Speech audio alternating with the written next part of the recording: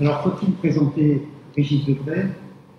En France, voici près de 50 ans qu'il est une figure en vue de l'intelligentsia, mais ne serait-ce que pour les plus jeunes d'entre vous, sans doute convient-il de donner à ce sujet quelques repères biographiques.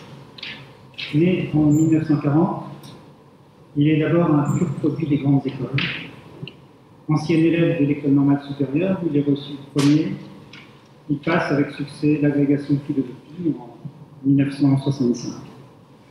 Normal Sup est alors un des foyers de l'agitation gauchiste, et l'originalité de Régis Debray ne donc pas d'avoir milité à cette époque dans les groupuscules communistes. En revanche, il est resté justement célèbre pour s'être singularisé par rapport à ses condisciples, en passant de la spéculation marxiste à l'action sur le terrain. En effet, dès 1966, il part pour Cuba, rejoindre Fidel Castro, avant de suivre Che Guevara en Bolivie comme guerrier. Régis Debray devient célèbre du jour au lendemain, en avril 1967, quand la France, stupéfaite, découvre que ce jeune et brillant intello, qui est aussi une tête brûlée de la Révolution, a été arrêté par la police militaire bolivienne. Condamné à 30 ans de prison, il bénéficie d'une campagne de soutien international, commencée par ça, et il est finalement libéré au bout de 4 ans, en 1973. L'autre titre de gloire de Régis Debray est d'avoir été appelé à l'Élysée par François Mitterrand dès son élection en 1981. Il y sera notamment chargé d'écrire les discours du nouveau chef de l'État. Ayant abandonné toute fonction officielle en 1992, Debray s'est depuis consacré à l'étude des médias, et c'est comme fondateur d'une discipline nouvelle, la médiologie, qu'il est aujourd'hui connu. C'est la conviction selon laquelle nous serions passés vers 1968 de la graphosphère à la vidéosphère, oriente d'ailleurs en partie le livre dont je vais parler aujourd'hui, Loué soit le Seigneur, qui est une méditation sur 30 ans de vie politique. L'ouvrage paru en 1996 est aussitôt couronné par le prestigieux prix Novembre. Alors, malgré ces boursouflures, c'est à mon avis un grand livre, salué comme tel par la presse à l'époque, et auquel d'ailleurs ont déjà été consacrées plusieurs publications universitaires dont vous avez un échantillon. Comme l'indique son sous-titre, une éducation politique, nous sommes en plein dans la problématique du présent colloque. Il s'agit de croiser autobiographie et politique. En effet, l'œuvre autobiographique de Régis Debray est une trilogie intitulée Le temps d'apprendre à vivre, dont chaque volume affiche une unité thématique, puisque le tome 1 est une éducation amoureuse, le tome 3 une éducation intellectuelle, et le tome 2, celui-ci, Loué soit le Seigneur, une éducation politique. Pour ce volume, l'auteur n'a donc retenu de sa vie que ce qui concerne la politique. Cela explique qu'il ait pu écrire cet ouvrage à 56 ans, âge où il est trop tôt pour faire l'histoire de sa vie, mais il est possible d'écrire ses mémoires pourvu qu'on en ait fini avec la vie publique. De fait, chronologiquement, le récit s'arrête en 1992, l'auteur reproduisant sa lettre de démission du Conseil d'État. Désormais, il n'occupera plus de fonctions officielles. L'intellectuel qui n'aura jamais cessé d'être reprend ses billes, l'ouvrage étant d'ailleurs fondé sur l'antithèse de l'intellectuel et de l'homme politique. De fait, Régis Debray n'a jamais exercé de mandat électif. Il est toujours resté en marge du pouvoir, et cette position latérale d'observateur m'inscrit dans la lignée des grands mémorialistes, Cardinal de Retz, duc de Saint-Simon, Chateaubriand. À 16 ans, je blêmissais à la seule vue des mémoires de Churchill dans une devanture. Mais il n'est point nécessaire d'avoir été un acteur de l'histoire pour publier ces mémoires. Il suffit d'avoir fréquenté les grands au monde, ces seigneurs qui donnent son titre ironique à l'ouvrage, et leur cours. Je cite Debray, le mémorialiste n'est pas un protagoniste, mais un témoin.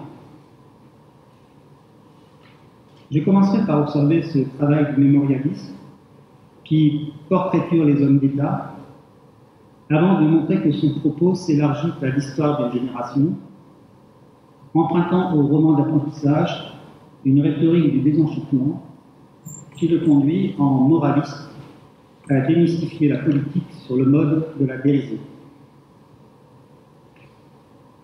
Un premier paradoxe de cette autobiographie est donc que l'auteur y occupe moins de place que les hommes d'État.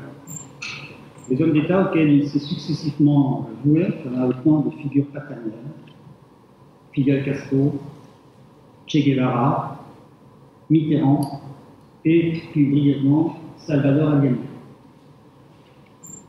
Debray se moque d'ailleurs de sa fascination pour les grands hommes, quand il raconte qu'il fut marqué à jamais, à 17 ans, d'avoir vu filer sous ses yeux la DS-19 noire de De Gaulle.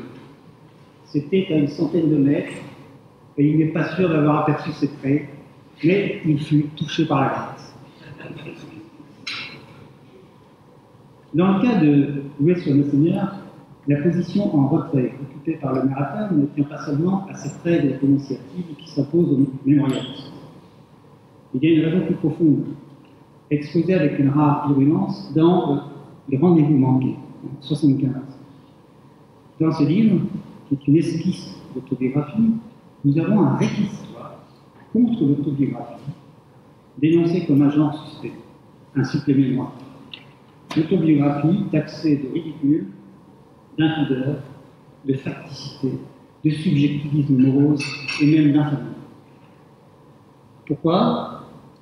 En raison d'un vieux fond de culture classique, le mot fameux de Pascal, selon lequel le moi totalisable est cité, mais surtout, la raison de fond, c'est qu'un révolutionnaire ne parle pas de soi. Un militant ne raconte pas sa vie. L'autobiographie aussi, c'est un genre petit bourgeois. Les petits bourgeois, disait Gorky, sont ceux qui se préfèrent. Pour un militant, il est donc contradictoire en soi de vouloir écrire sa vie. Le je ne peut que se fondre dans un collectif, d'où ces réticences des principes de Régis Debray en 1975.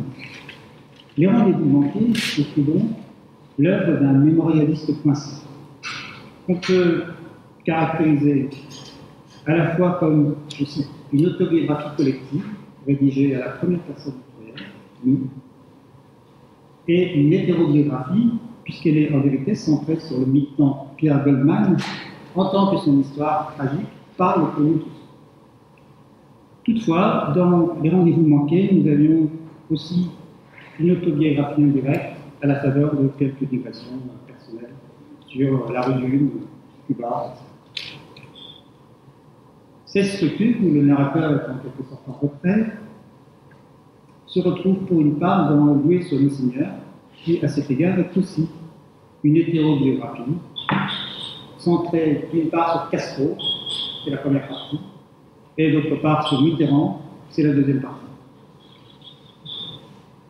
Toutefois, dans cet ouvrage de 600 pages, la place accordée à chacun des personnages historiques qu'a croisé le narrateur n'est pas la même, et ce déséquilibre s'explique assez facilement.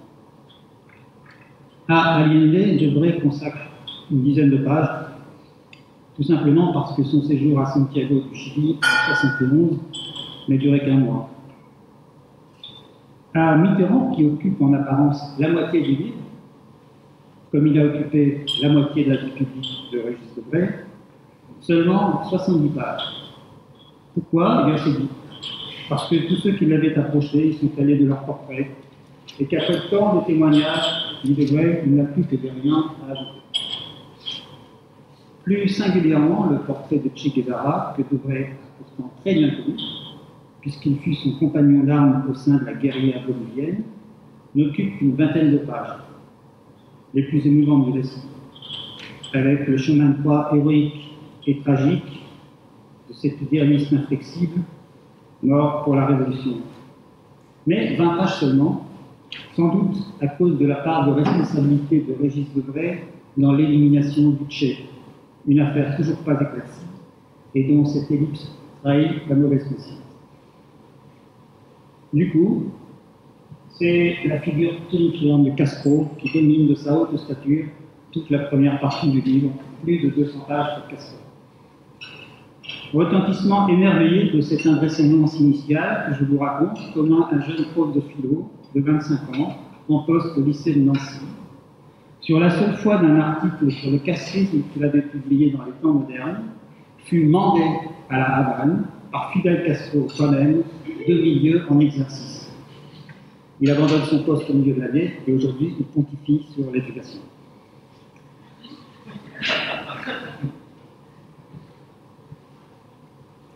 Malgré la fascination du narrateur pour les personnages historiques, on ne s'y trompe pas.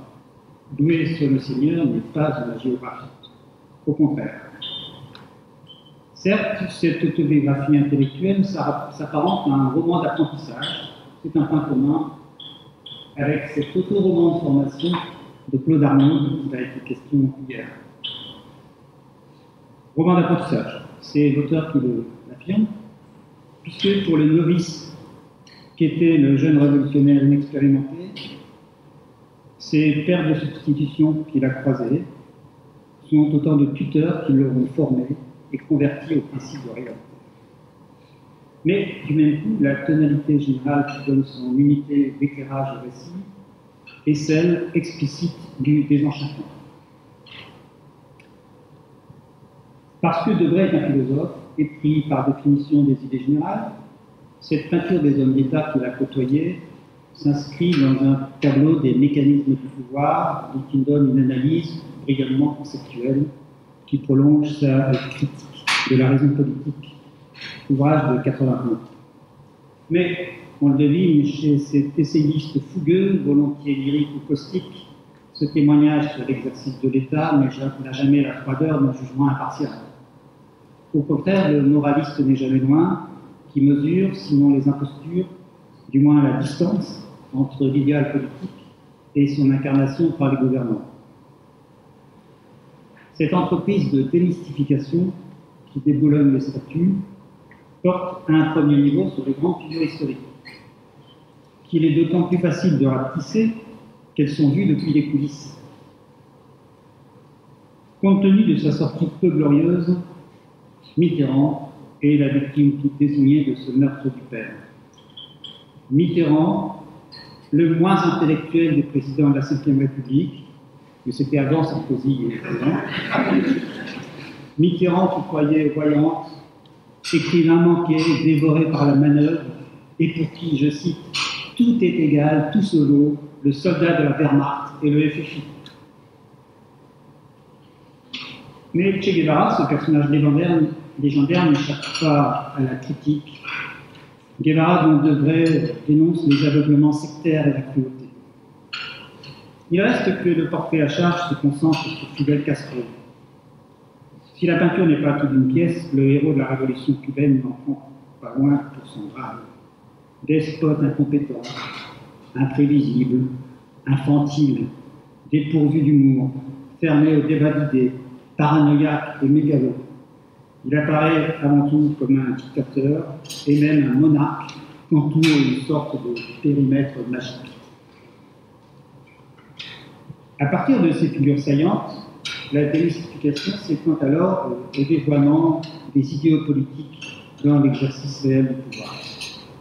Donc, après les hommes d'État, la politique en général. La critique n'est pas originale, qui remonte à Peggy.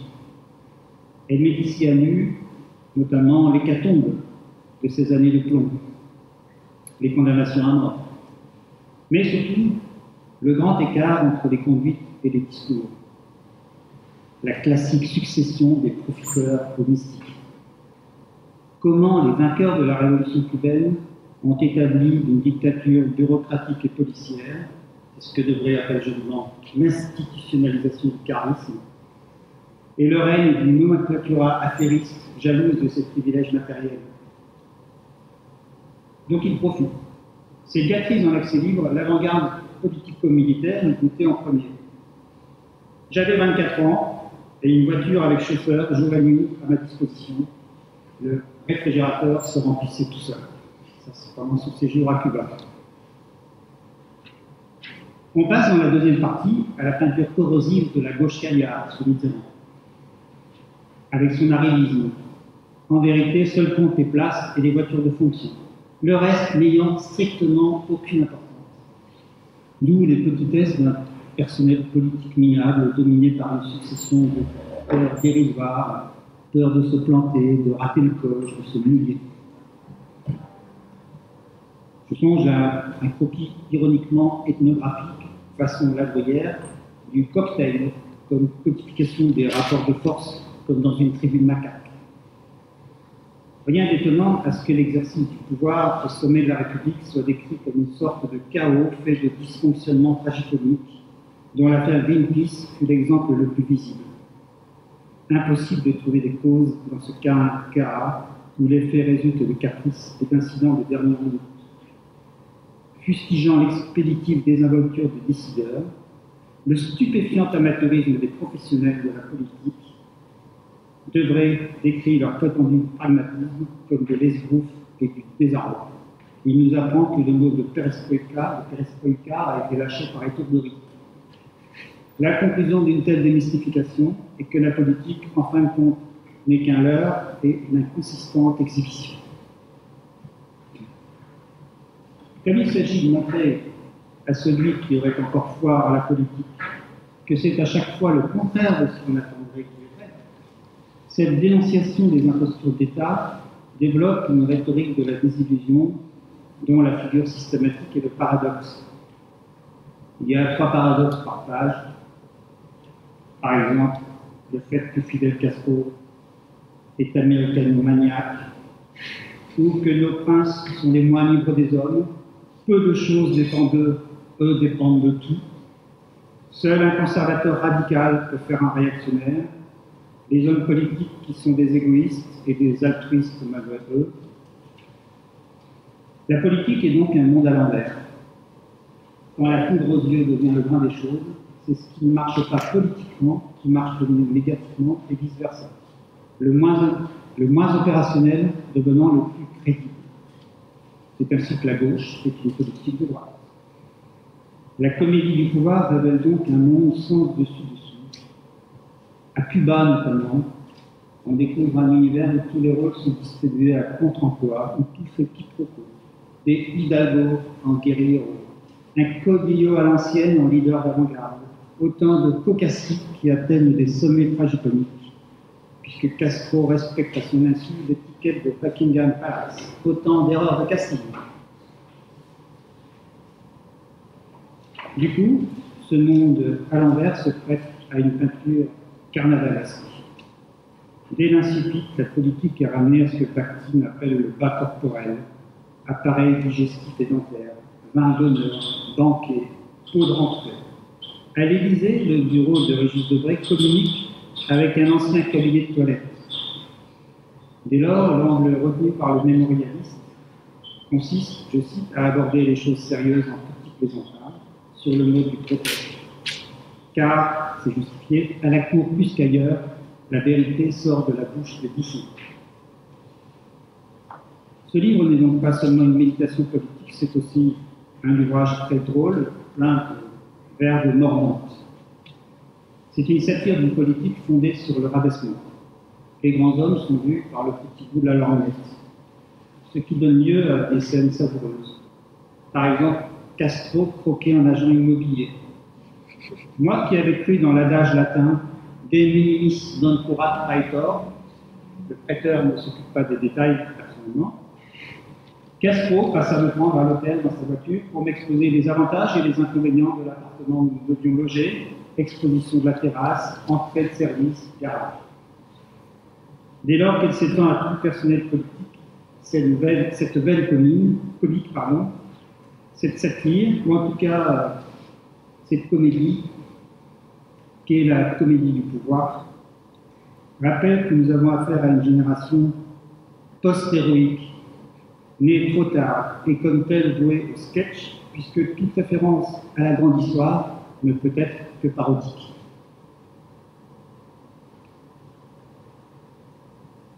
Après les hommes politiques, je passe précisément à ce tableau d'une génération qui est l'autre ligne directrice du livre. Loué soit nos seigneurs, en effet, n'est pas seulement l'œuvre d'un mémorialiste, c'est aussi une autobiographie politique, car à travers cet autoportrait, qui tient de l'examen de conscience, l'auteur fait le bilan critique des illusions et des faux pas de toute une génération. Ce n'est pas un livre élitiste. Dans son parcours, affirme-t-il d'emblée, beaucoup se reconnaîtront.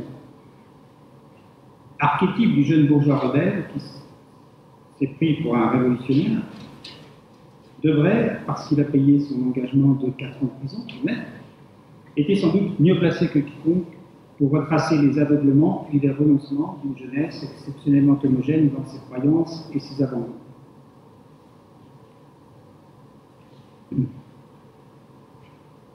C'est ce portrait, un peu comme les mots, qui est orienté par une démonstration, comment je suis devenu écrivain, eh bien, cette autre autobiographie normalienne est axée sur une problématique, celle de l'engagement, je dirais mieux, celle de l'emballement révolutionnaire et du lent décroître qui s'ensuit.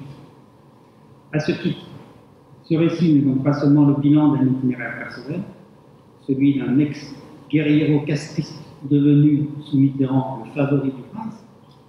Il est l'histoire d'une aliénation collective, celle d'une génération perdue, une génération de série B d'ailleurs. Pourquoi renonce-t-on un beau matin à tout ce qui nous a fait courir notre vie durant? Nous sommes quelques millions qui aimerions bien comprendre ce qui nous est arrivé. À travers son propre exemple, il s'agit ainsi de reconstituer la chronique d'un changement d'époque et la transformation tragicomique d'un gauchisme délirant en un cynisme désabusé. Parcourant 30 ans d'histoire, le mémorialisme nous offre ici une âpre méditation sur le dévoiement des idéaux et le reniement de ces exaltés passés de la fumée des utopies à la réelle politique. Ainsi, le diptyque Castro-Mitterrand fait sens. Je cite, se retrouver au terme de cette longue marche, 1965-1995, en Charente intérieure, fut le dégrisement d'une génération.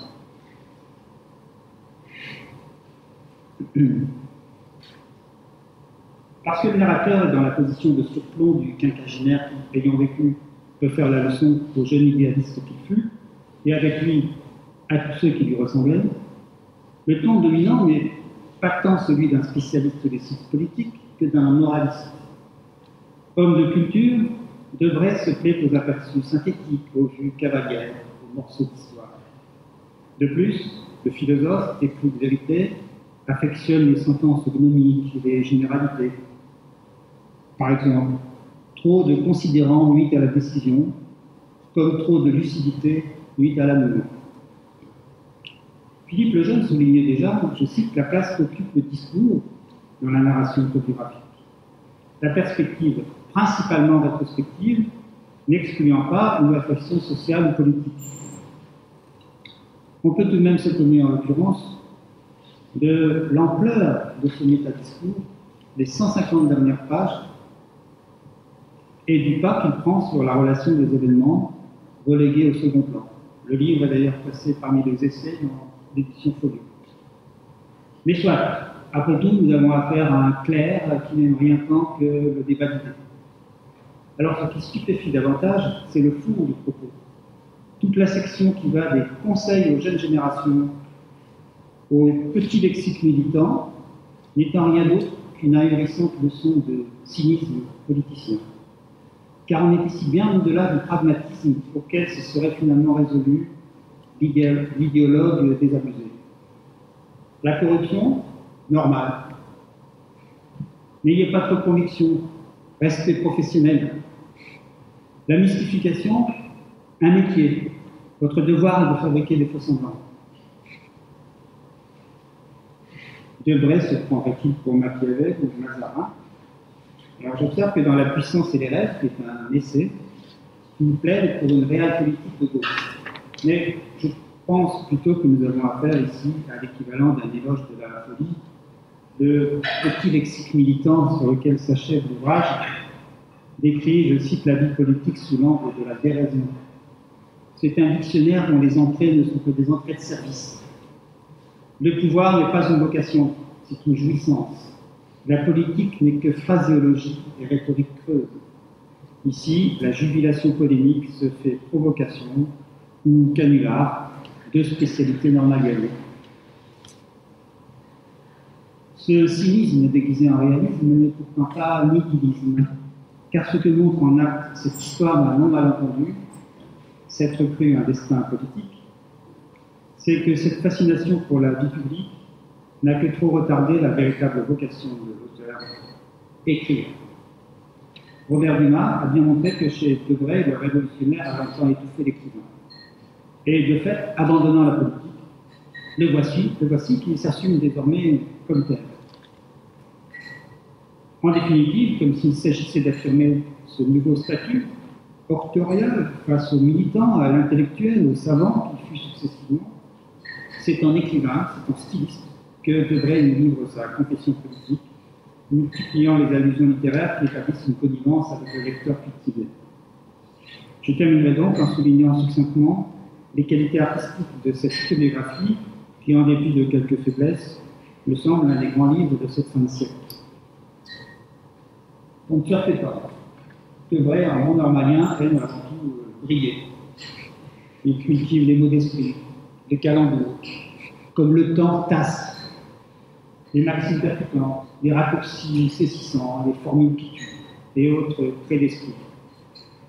Autant de mots fulgurants dont la structure est souvent une antithèse, un chiasme, un oxymore, figure versative où se reconnaissent à la fois la vigueur du polémiste, l'ironie socratique du philosophe à paradoxe et le laconisme du moraliste.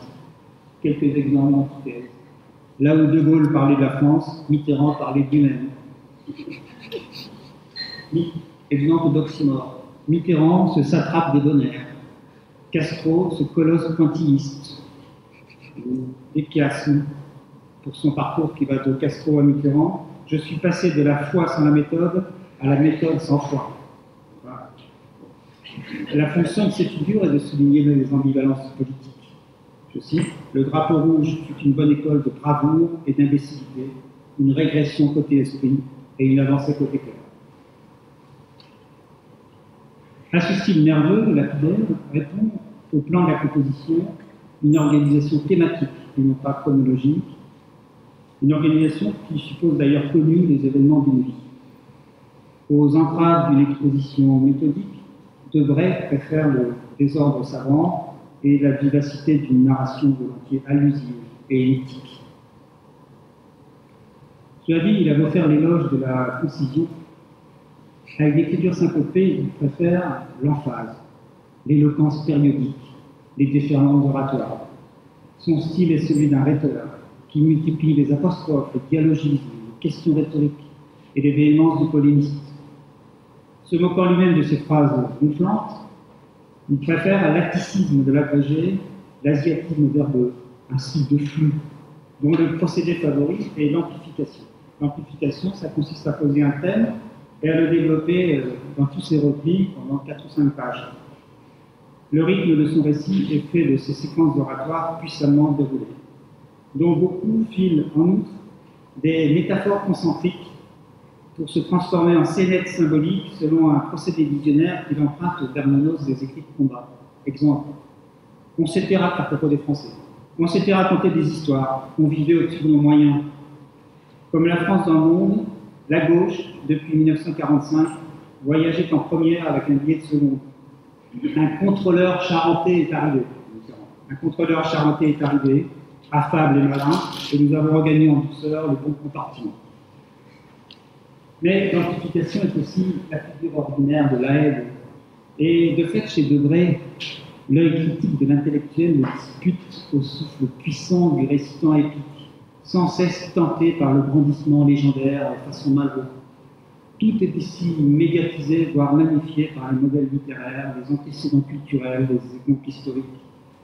Le Tché, surtout, est un gladiateur esselé, un chrétien des catacombes aux prises avec l'Empire romain, un nouveau Roland agonisant par Roncevaux. Il est toutefois évident, compte tenu de ce que j'ai dit avant, que l'épopée n'a plus sa place dans un monde post-gaulien qui a dévoyé la politique, rabaissé l'exercice de l'État et l'idéal militant. Aussi est-ce principalement dans une veine courtelinesque que le mémorialiste déploie tout son talent. Ainsi couronné par le persiflage, la nostalgie de l'épopée transforme l'histoire en un théâtre burlesque, où la verve sarcastique de l'écrivain est à son avantage. Ici culmine le comique dont j'ai parlé, qui prend tout son sens. Il y a 2 formes de dérision de l'épopée. Le burlesque, dont les héros sont traités sur le mode trivial. Il évoque par exemple le fait que l'écroulement de l'Empire ottoman mit Laurence d'Arabie en chômage technique. Mais ce qu'il préfère, c'est l'héroïque comique, c'est-à-dire la forme symétrique, où l'amplification épique est utilisée à contre-emploi. Exemple, Malraux le barde psalmodiant devant son Charlemagne. Ou bien lui-même, écuyer du prince noir. J'aime bien ce passage, un jour, dans les livres, c'est un passage d'autodérision, au titre du livre, un jour, dans les livres d'histoire, j'apparaîtrai comme ayant été à François le Prudent, j'apparaîtrai comme ayant été à François le Prudent ce que fut Cassiodore à l'empereur Théodoric ou Comines à Charles le Téméraire. Dans cette comédie humaine, on aurait tort de voir le seul effet de l'amertume ou un artifice d'autodisculpation. La drôlerie a en effet ici une portée philosophique dont la clé se trouve dans les rendez-vous manqués. Ce livre, Les rendez-vous manqués, racontait en 1975 la vie d'un militant, Pierre Goldman, qui avait fait l'histoire au tragique. C'est très différent de la croquignolade de Louis Sommessigner. La tragédie, dit Hegel, cité par Debré, c'est quand les individus se hissent au-dessus d'eux-mêmes parce qu'ils ont reconnu la souveraineté de leur destin. C'est une position absolue. Dans la comédie, au contraire, c'est le relatif qui domine. La comédie commence quand l'homme, en tant qu'individu, s'érige en souverain de toutes les réalités. Un monde, je cite, dont les fins se détruisent d'elles-mêmes en vertu de leur propre inconsistance. C'est notre époque. Ultime paradoxe du marxisme, passé à une philosophie hegelienne de l'histoire. Alors, pour conclure d'un mot, je relèverai que l'ancien communiste, qui était d'abord hostile à toute écriture de soi, a finalement changé de regard sur l'autobiographie, au point de gager désormais, je le cite, la valeur de l'écriture sur l'authenticité d'une expérience personnelle. Mieux, la consistance d'une œuvre, sa nécessité intime, écritive, se mesure à sa capacité à s'inscrire dans la prose brutale de son temps politique. En somme, il n'est pas de plus haute littérature que l'autobiographie politique.